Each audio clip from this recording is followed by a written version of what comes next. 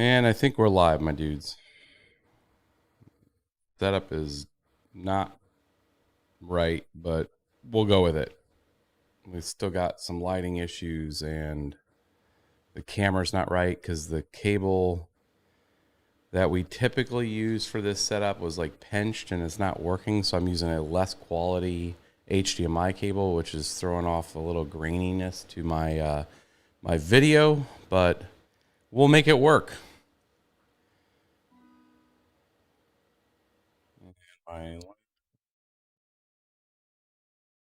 bring up kind of the status of where things are at, um, where we're tracking tonight or today, this morning. Good morning, everybody. Audio sounds good. Well, at least the audio sounds good. The video is kind of crap today, so I'm sorry for that. We're going to have to get that fixed. Part of the issue anytime we go out of town for CES is I take all the gear. So we take all of the, microphones. You can still see this one kind of floating off to the side here. And we still haven't hooked this one up. So this one's kind of just sitting there like a crane arm. And just, yeah, getting ready for the Ravencoin Halving. This is something that's been coming for a while, 4 years in the making. I'll go through some basic 18 blocks left. That's about 18 minutes at the current halving rate. What I'm going to do is switch over to the laptop here in a second here. And we'll have to see if the setup is here. Let me get this kind of to where you guys can hear me. And actually, I can keep this thing powered up.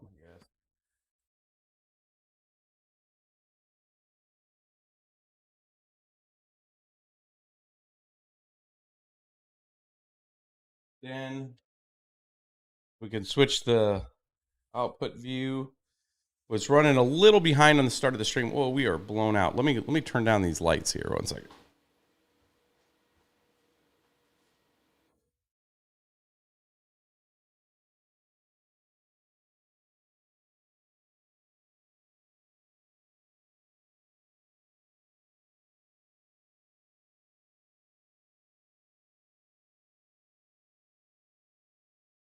There we go. A lot better. I was like glowing, which is okay, but it was just a little too much, I think. We'll bring that down. Yankee says Bitcoin was a BBTOG. That's right, my dudes. Let's get in to the laptop view here in 1 second. Get this thing set up. The laptop all starting up here. Get the Ravencoin Explorer up. And then I'll explain what's going on. So there was quite a few comments on what is a halving, and people are like, hey, is half of my wallet going to go away? That kind of stuff. We're going to talk through that, guys, of what this is about, how it works, that kind of thing, as we get ready for this. We are, we're at 982. So at 2.1 million block, it will switch over to half the inflation rate. So let's go through it real quick before I switch over to the screen, and we can watch it kind of happen live here. We still have a few blocks left before that, probably less than 20 minutes before the halving occurs. So every 4 years, Ravencoin inherited Bitcoin's code. So they took Bitcoin, they forked it, and they've made changes to Ravencoin to make it a distinguishable, different thing than Bitcoin, but it's still a UTXO layer 1 blockchain, cryptocurrency. And what that means is it has coming from Bitcoin, it has a fixed upper bound, which is 21 billion coins, and it has a distribution schedule based on 1 minute block times. and it puts out 5,000 coins every 1 minute. So anybody contributing to security has a chance to win a block, and that block has 5,000 coins in it. So most folks have a mining machine like so, or multiple mining machines, and they contribute that hash rate to a pool, and that pool distributes a proportional amount of winnable blocks. So when they win a block, they get coins, and then they proportionately share that with the participants that are sharing hash rate. So it's a numerator and denominator thing. If you had 10 people on a pool and each one of them had 10% of the pool's hash rate, they would get 10% of the winning blocks, per distribution schedule that the pool does, right? So most pools do it after so many blocks. They validate that they earned and won the block. Then they wait for a period of time to make sure that the network has enough confirmations, and then they'll distribute those coins to the participants. What is happening with the halving is that distribution schedule that's 5,000 coins per 1 minute is going to change after a particular block number down to 2,500. So it goes from 5,000 down to 2,500. So you have a very mechanical thing that's going to occur on Ravencoin's network here in a little less than 20 minutes. And this is the first time that Ravencoin has its first halving. So this is a symbolic event on any blockchain that has, or any cryptocurrency blockchain that has this type of behavior where it halves its inflation rate. And in 4 years from now, today, if the block times stay the same 1 minute, we'll see another halving. So it'll go down to 1,250 coins per block, which is proportional to what like Bitcoin was doing. So Bitcoin started at 50 coins per block, went to 25 coins in 2012. And then it went from 25 down to 12.5 and 15 in 2015-ish, 2016. And then it halved again recently, a little less than 2 years ago, and it went down to 6.25 coins per block. And Bitcoin in like 2 years and like 90 some odd days, it's going to halve again, and Bitcoin will go down to 3.125 coins per block. So you can see that each of these events have always caused a parabolic rise. At least it did with most of all the coins out there that have this kind of behavior. And it isn't, there's definitely a price speculation piece to it, right? Like people are speculating like, hey, there's less out there, surely it's going to go up. But what ends up happening is you usually have a J curve. And a J curve is where you kind of have a buying of the news, you have a sell of the event, right? Which I think is what we're seeing right now. This event's about to occur here in 15 minutes. We'll switch to the screen here. I'm going to refresh to make sure we don't miss it. We are at 87987. So at 90, when we're 10 blocks away, which is 10 minutes, we will switch over. But so you have these, these events that occur every 4 years, and you have that deflationary. It's not deflationary. It's a pull. What's the best way to explain this? A change to the inflation rate is the best way to explain it. So the coin is still inflating to its upper bound of 21 billion, just like Bitcoin is inflating at 6.25 coins up to its upper bound of 21 million. And you have, a real strain on supply. So what ends up happening is right now 5,000 coins every 1 minute for Ravencoin. Miners are getting that. Miners could be trading to Ethereum, could be trading to Bitcoin, could be trading and selling activities.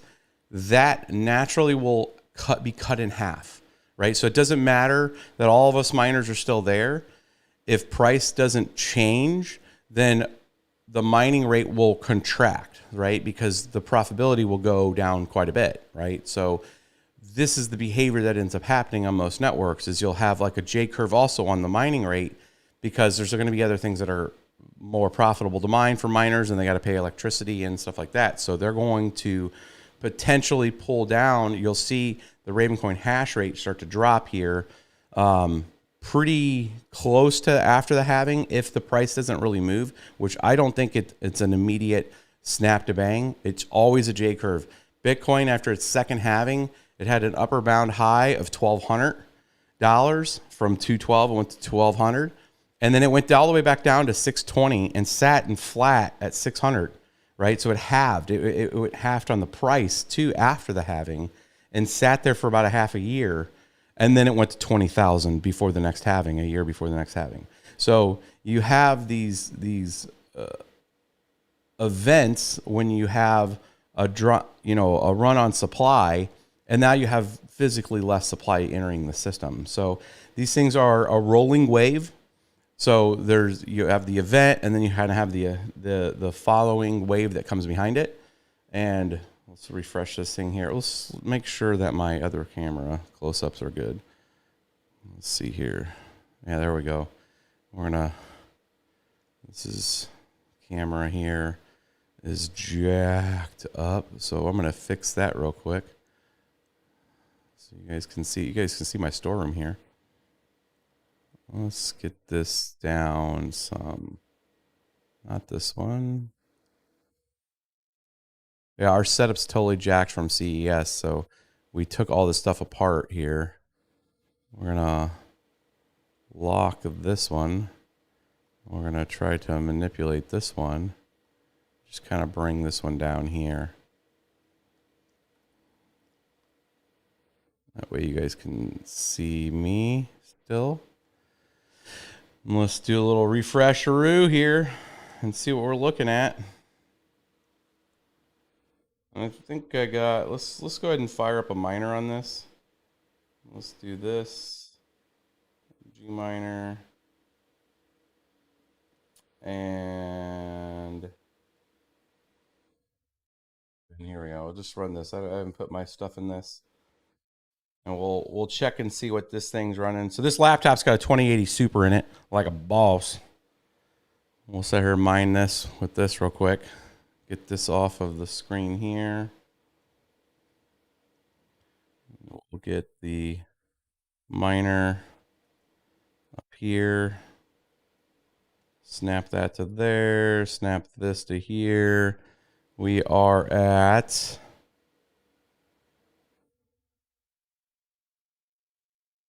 9 blocks away, my dudes, right here. This is the halving here.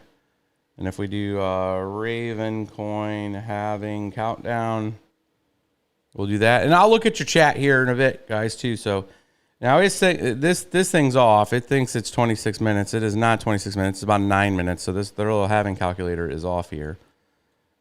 This Explorer here is good. And then we can see where we're at from a block number here. So the block number is right here. If you guys can see that. So 992, here's 993, which just found. So we're 7 minutes. So this should sync with this.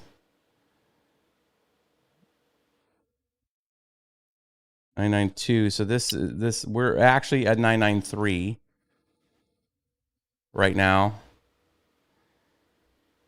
So 7 blocks away. And when we see another one of these yellow text right here, we'll see it actually occur. And then Ravencoin, this is history. This is history in the making right now. This is Ravencoin's network. This will happen automatically. There's nothing you need to do if you're a miner right now. It just happens. It's part of the rule set of the cryptocurrency itself. It is baked in. It's an event. Here we are. We're at a 9.4. So we're 6 blocks away. Ravencoin's target block time is 1 minute. Now, most people don't understand. Like I get a lot of messages of how, they'll see block times and they'll see them kind of all over the place. The target block time is an estimation. It's presenting a problem, a algorithmic problem to all these miners, and they are trying to solve that solution within that target block time. So it's the network adjusts the difficulty of that problem to try to maintain that 1 minute. But sometimes blocks are solved a little faster than 1 minute on Raven. Sometimes they take a little longer. But the block time is pretty close to consistent. Now in Bitcoin, it takes a certain amount of blocks to retarget difficulty. So sometimes Bitcoin, after adjustments, will adjust down. And like when Kazakhstan shut down their internet and the Bitcoin network dropped by 17%, you know, like 12 to 17% of hash rate, the block times went as high as 26 minutes. So you had, because it was a difficult problem and there wasn't enough hash rate and the difficulty hadn't adjusted. So these networks aren't always, you know, super consistent on their block times because the problem versus the amount of hash rate that's on a network changes all the time. And some coins are set up a little more, you know, agile to adjust their difficulty, which Ravencoin is here. So let's see, we haven't seen a block in a minute here. And another minute here where we should see 995, which will be 5 minutes. Here we go. We just got it. Nope. This just got some more work here. We're still at 994. So I submitted I submitted all the shares that this laptop had worked on, and I still got the same block number. Let's see where this is at. This should show 94. It's still the Explorer is still one block behind. We are actually working on 9.4. You can see it right here.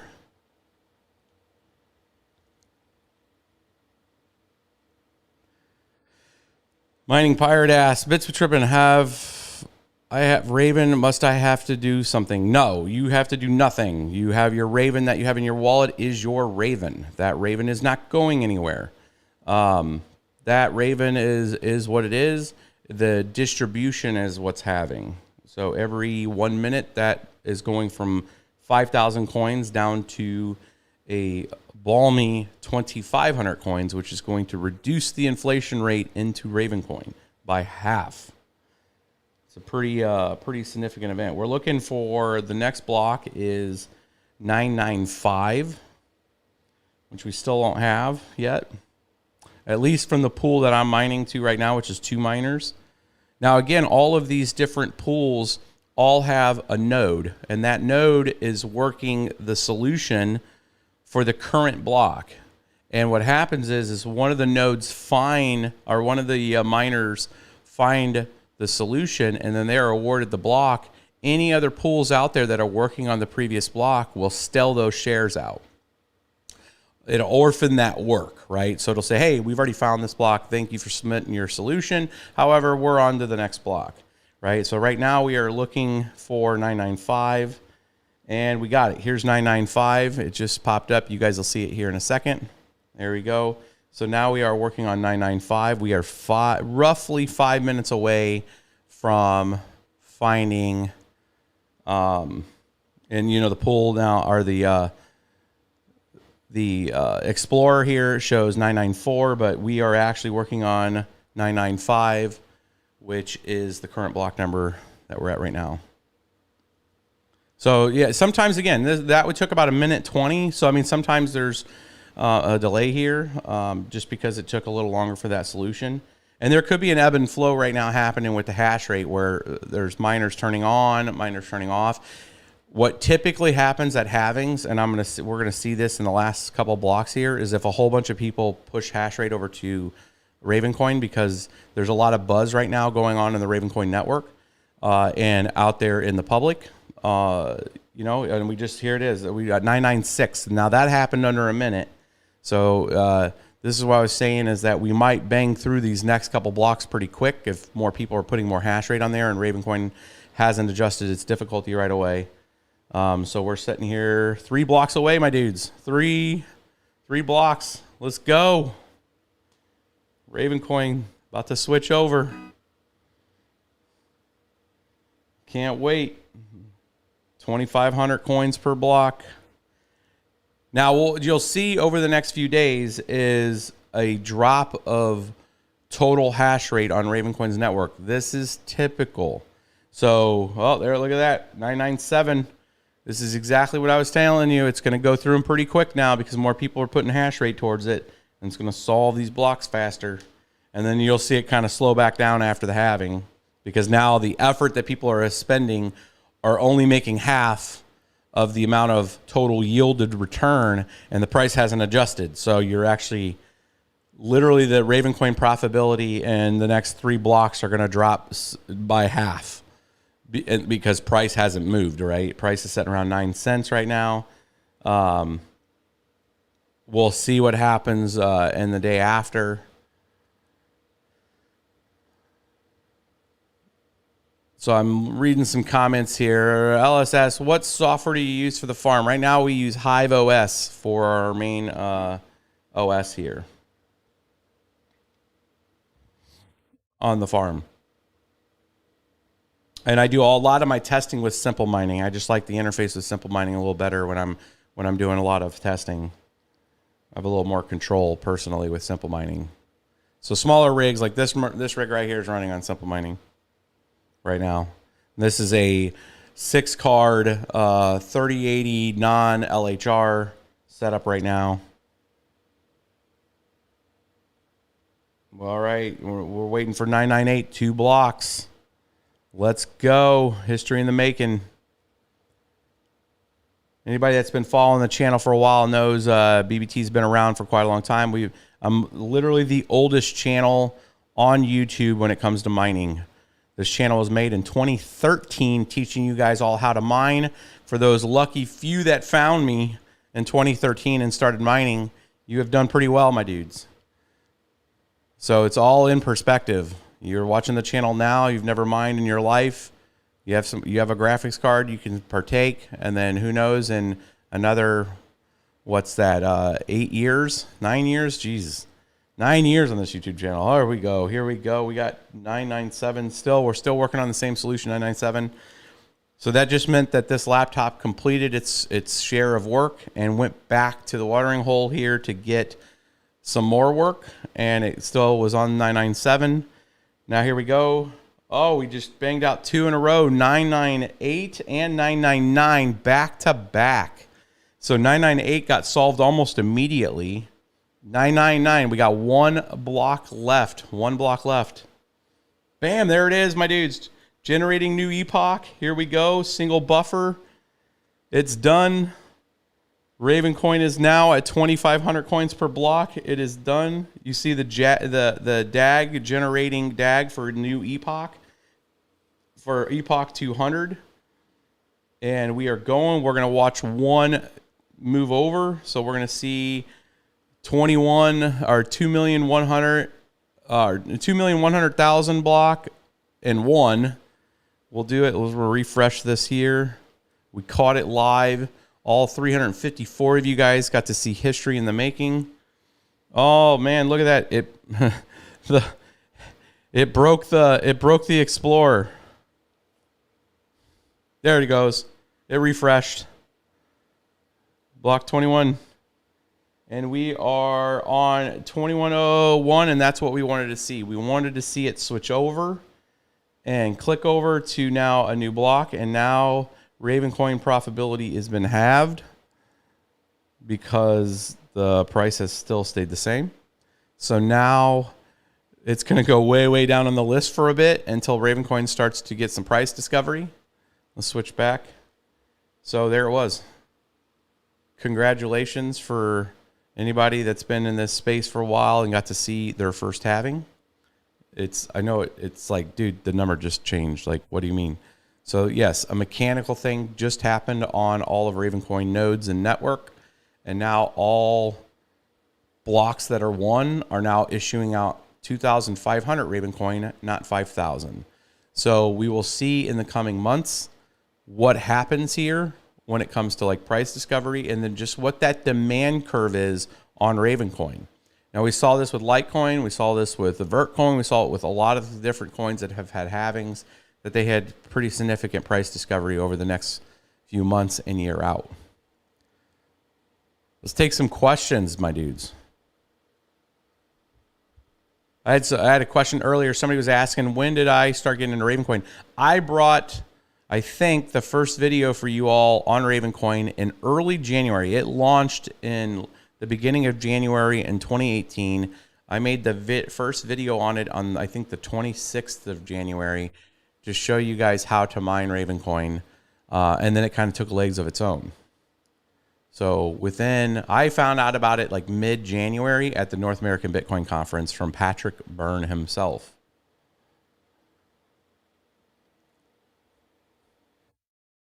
Is there a Ravencoin smart node? No, Ravencoin is 100% proof of work. It does not have any proof of stake element in it.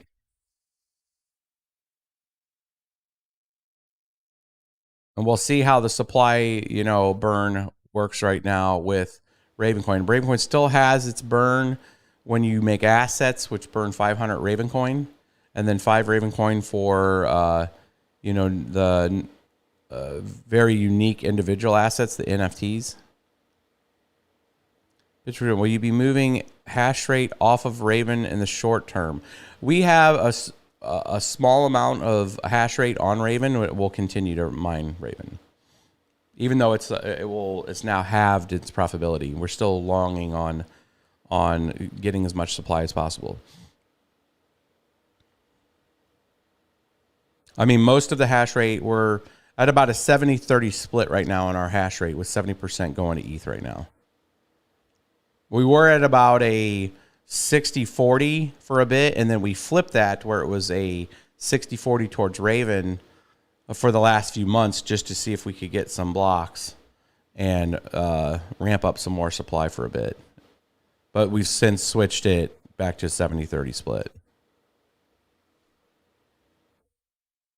And then we have rigs on ETC. We have rigs on Ubik. And I just put 2 on Flux and 2 on Ergo. Do you think it will take... Let's see here. So with the reward halving, do you think that the price per coin should go up? Typically it does, because you have a natural supply demand dynamic that happens. And again, like I've said, almost all of these networks that have an event like this they work like a J curve. So it kind of goes up, just like it did to 13 cents right before the halving. It comes back down. It goes down to even potentially half. It could go down to 7-8 cents again. And then over time, the realities are the demand curve on it, like over this entire time, it's had 5,000 coins per 1 minute. And Ravencoin's price has been what it is. It went all the way to 27 cents there this year, even at 5,000 coins per 1 minute.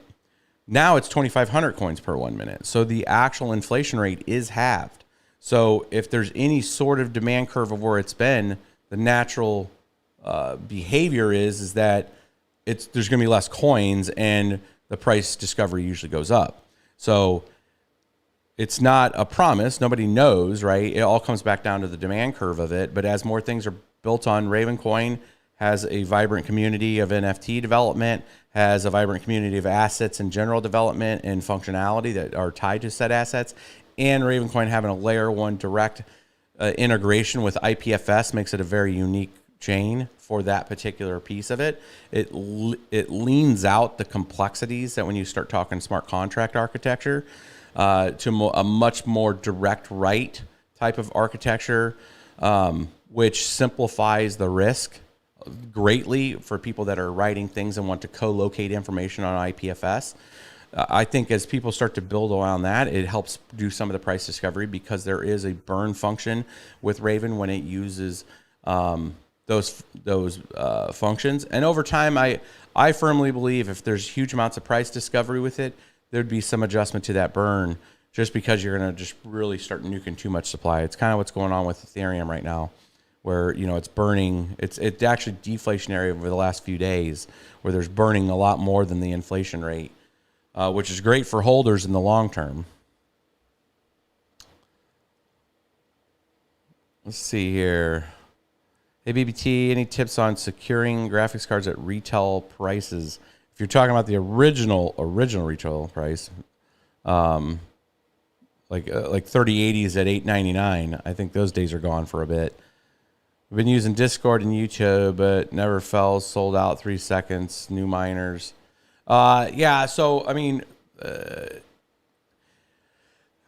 know several people that go and do the cycle at micro centers, Best Buys. We are putting some out at Crypto World. There's some on their Shopify site that we're trying to keep them relatively cheap. I mean, the 478 gigs we're doing under $300, and the 570s and 580s, and those are well under like Amazon prices that are like $479. But they're older cards, so nothing's really new.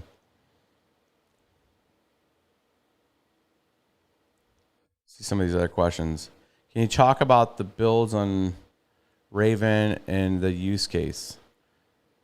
So yeah, Raven has a pretty diverse amount of functions and features on it. You can build assets on it, so you can mint your own asset. You can mint NFTs on it.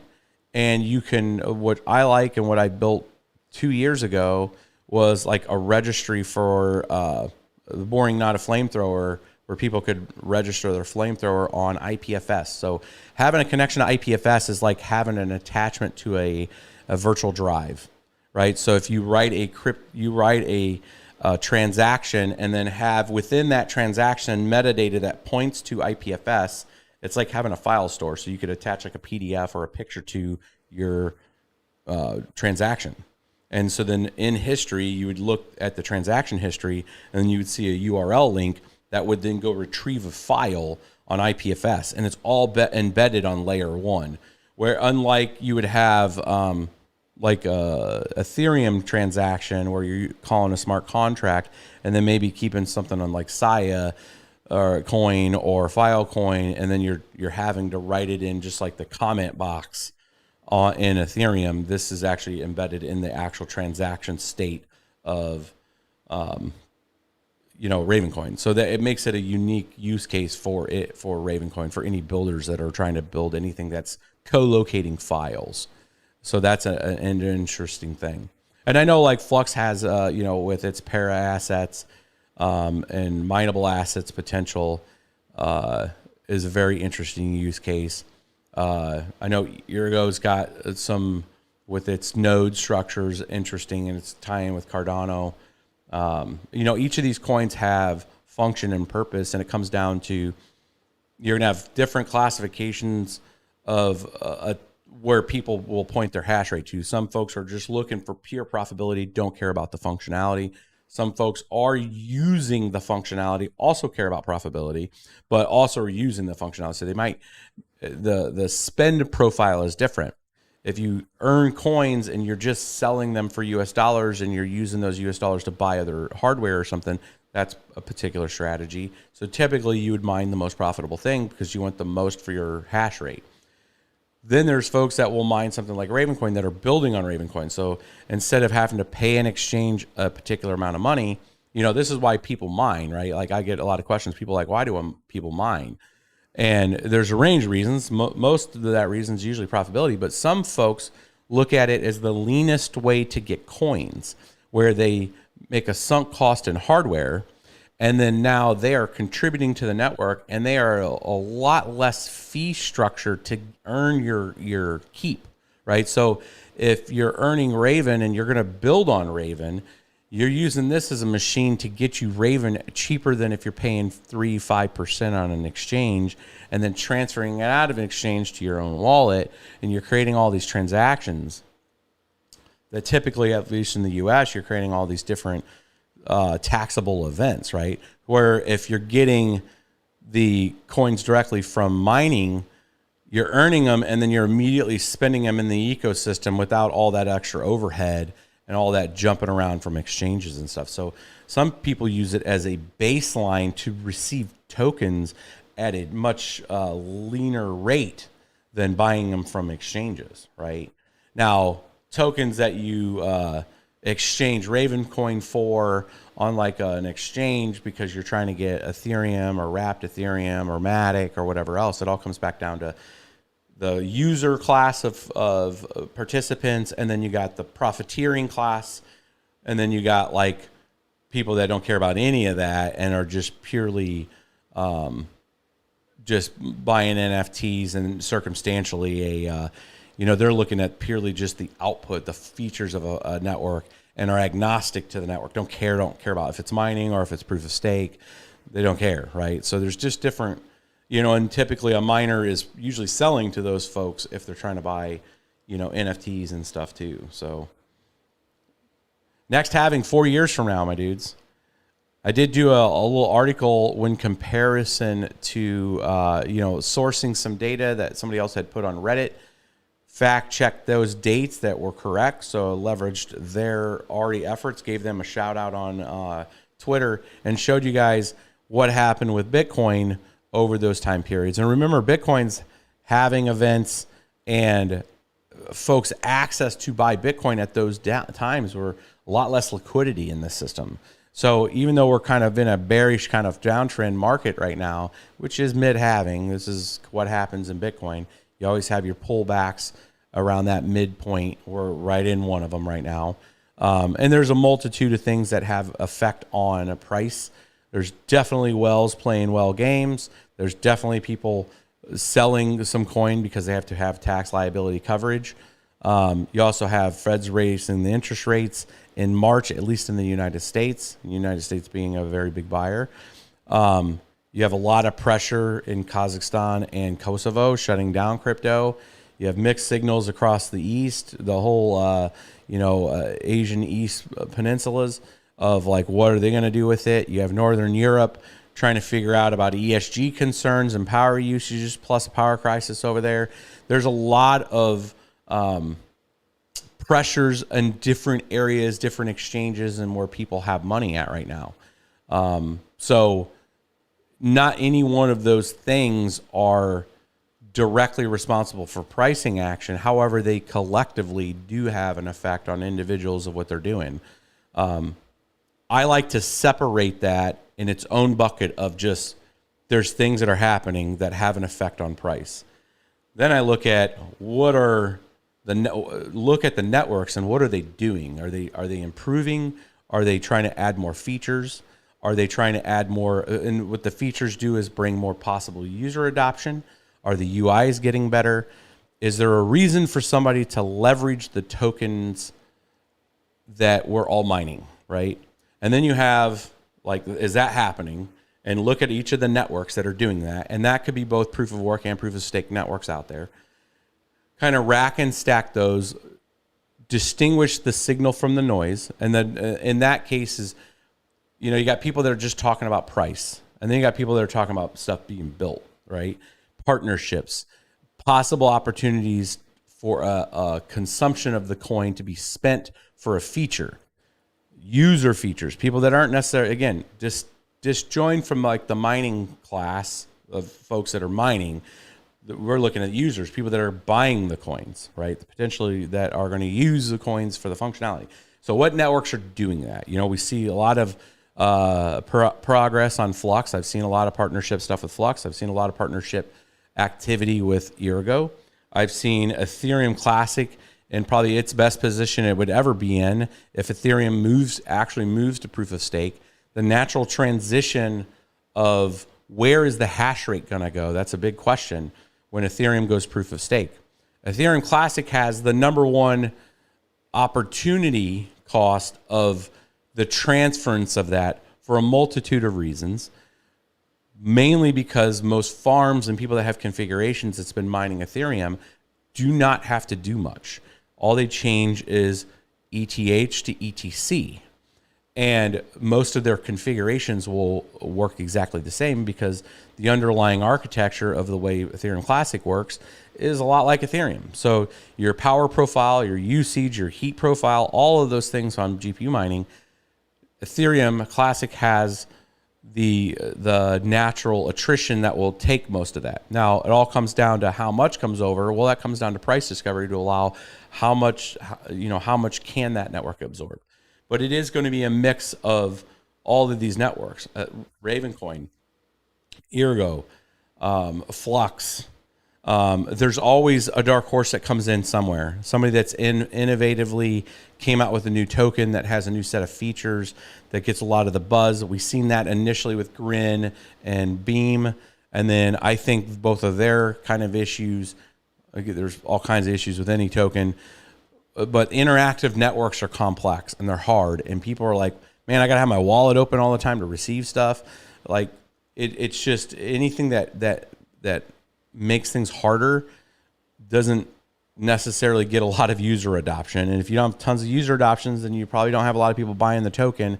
And then the only people that are buying it are truly speculating, right? So when you have NFT structures, things that people are going to hold in their wallet, assets, wallets, things that are complementary to the network being developed, you're going to get some inertia on the buying side of that, which then drives up the price, which then allows more people to mine. So I'm very focused on proof of work side of it, but there is some complementary stuff on some of these other networks that are innovating, that are proof of stake networks, but innovating the tech stack and keeping things mostly open source. That way some of the proof of work coins can inherit some of those features and functions. So I'm very pro the space. I think, this whole concept of Web3, metaverse, the younger generation that's coming into this space that believes in this far more than institutions is going to drive the adoption of a lot of this stuff and the feature development. All of that being said is our consumers that are buying the coins that we're mining. So again, if you're a miner in this space, miner being this miner, not young miner, you are supplying the security architecture for these networks. And for that, you are compensated in a token. It's nothing more, nothing less, right? So security provider, you're paid in a token. Lots of feature development, said people that will buy said token, right? So it's a very circular economy when it comes to that kind of thing. Very pro on that space. Now, Ravencoin's having less supply in the system, more feature development, more demand, less coins for said demand, right? That's essentially what the halving brings to it. So we'll see over the next couple months. People were asking me timing. If we compare it to Bitcoin, it could spin out 6 months before you see any major price action in Ravencoin. But it all comes back down to the demand curve. The real world thing has just happened. Ravencoin now has 2,500 coins per block. Profitability is way down. We should see a retraction of hash rate come off that network. This will be normal because it's a purely a math problem on profitability. You're going to be looking at the numbers going, whoa, I was getting 80 coins per day. Now I'm getting 40. That sucks. And you move over to another network. And what happens is the difficulty of said network comes down. So now you may come back over to it, not paying attention to anything, and go, wait a minute here, I'm getting 80 coins again. Well, it's because half the people left. And it's a very reciprocal thing that happens when a network's profitability goes down is less people mine it, which means your yields go up. So if anybody stays holding steady on a network, you're just going to see your yields start to go up as people come off that network. And that's going to be the behavior that's going to happen. So we'll see over the next few days how many people actually hold on Raven. And that's a real strong leading indicator that price is probably going to follow it, just because that's mechanically what's happened, where you have either a steady hold of people mining it, or you have a front run where you actually have a mining tick up, where it doesn't make any sense from a profit standpoint. But what it is people are like, there's less Raven available, and I want to get as much Raven as possible because they're front running the supply, the demand curve. So that's happened too. That happens if you look at Bitcoin, there's a really good model that it was out on Twitter the other day where it was showing that no matter what the Bitcoin price was, you still had this constant lift in hash rate. It was incomprehensible of why that would happen. But what was happening is people understand that there's going to be less. There's less tokens available for the share because of the deflation of the inflation rate that happens with halvings. And some people bet on that there's going to be an exponential growth on that. Now, I will always take a half-hedged approach on it where we're mining a couple different networks because we want to maintain the ability to purchase more hardware and do stuff, but use some of that extra supplemental revenue that you make in cash and you can buy the token, right? And get it at a lower rate. Right now, Raven's at 9 cents. So again, not financial advice, just telling you what I do. But let's take a few more questions and then we'll wrap this one up. 360 people. We'll see if we can get some stuff answered for you guys. Hopefully, you guys, was this a good stream? Was this okay? I mean, the video quality's crap right now because our cable's jacked up, but hopefully the audio's been good.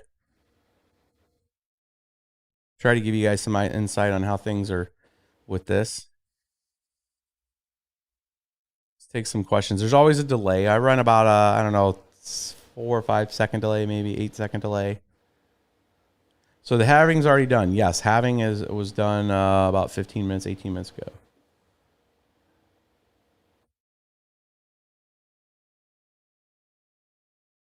Reading through here. Ron Watkins, E-Energy. Yes, we just ordered some. We got some BC 160 AMD cards coming in. We got a 6-pack coming in. We're going to do a build for you guys. Would you guys like to see that build live? That's a question. So these are the new AMD Navi cards with the HBM2. They're supposed to be like 70 mega hash. Everybody's like, it's all good. Excellent. I haven't done a live stream in a bit. I was going to try to do one in Vegas. It was just crazy.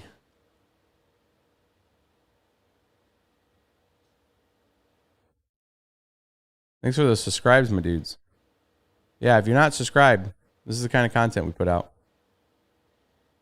Oldest channel on YouTube when it comes to mining. 2013. Most people hit the channel and they'll hit videos and then they'll hit Otis video and then they'll look at it and they go, wait a minute. 9 years ago? Like, you've been talking about mining for 9 years? Like, Bitcoin's only been out for 13, my dude. Imagine if you you found this channel back then. Bitcoin price at the time was around $200. It went all the way down to like 160 bucks. We're doing Bitcoin mining, Litecoin mining. Litecoin mining, when I first started making content on Litecoin mining, Litecoin was about $2. It was right between $2 or $1.80, $2, and went up to, would bounce up to $3 and then go back down to $2. Dogecoin was 4 thousandths of a penny. It was crazy. Good times.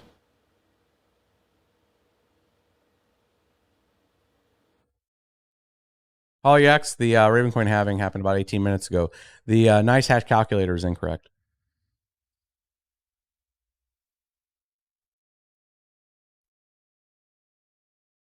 Do a build on that BC 160. Yeah, we ordered 6 of them to test them out. BitsBeTrippin, can you plug Echo from E-Energy? Yes, we're gonna put we've done quite a bit of business with Echo. She's good peeps, and she's delivered everything she's said. We have A4000s, 5000s, and BC 160s from her. Are you going to update the docs? Yes, Digger. We are looking at updating the mining model now that Ravencoins have to see what price Discovery needs to get to. Remember, now with this halving and the profitability, Ravencoin would have to maintain 18.5 to 19 cents to have the same profit levels that it was just experiencing. So in the short term, a drive to at least even or just under even 17 cents, I don't think is too far out of Raven's scope. Under the Bitcoin parity of what happened to Bitcoin between its move between about 12 cents to the $212 after its first halving, that would be proportionally equivalent to Raven hitting like 21 cents for people that are trying to track that. So after the first halving, Ravencoin would technically potentially hit 21 cents. if it was proportional to Bitcoin. Now, there's a lot more liquidity in this system now, so that's not indicative of where it could be. After the second halving, if Ravencoin's performance was even half of Bitcoin's performance after 2026, it'd put Ravencoin at $8. So that's half of it. It'd be around $16 per coin if it was at the same growth rate of Bitcoin after the second halving, when Ravencoin drops to the 1,250 coins per block.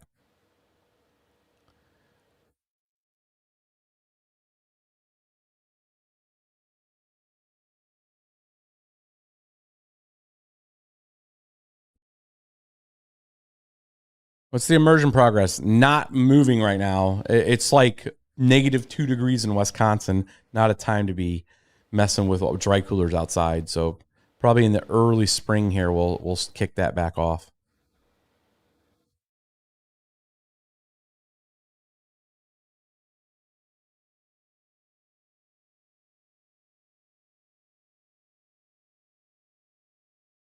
All right, my dudes.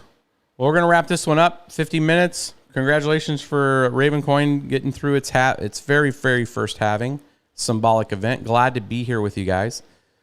Hopefully shared some information that you guys took. Some of it is probably regurgitation of info before, but it's always fun to bring in some of the new folks.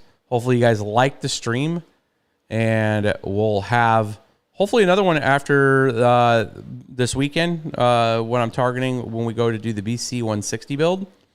And then you guys will see a video tomorrow. We're going to kind of show where things are at from a Ravencoin standpoint, profitability wise, and some of the stuff that we talked about today as kind of a quick recap of today's video for the folks that don't have time to watch an hour-long video. I know that, you TikTok generation, 15 seconds and you're out, my dudes. So lots happening in our world when it comes to BitsBeTrippin. We have 8 full-time people almost now, or about 6 full-time people, 2 folks that are part-time, and we're hiring a few more people here soon. Social media manager. We're going to try to get some of the more hipper, cool stuff when it comes to some of the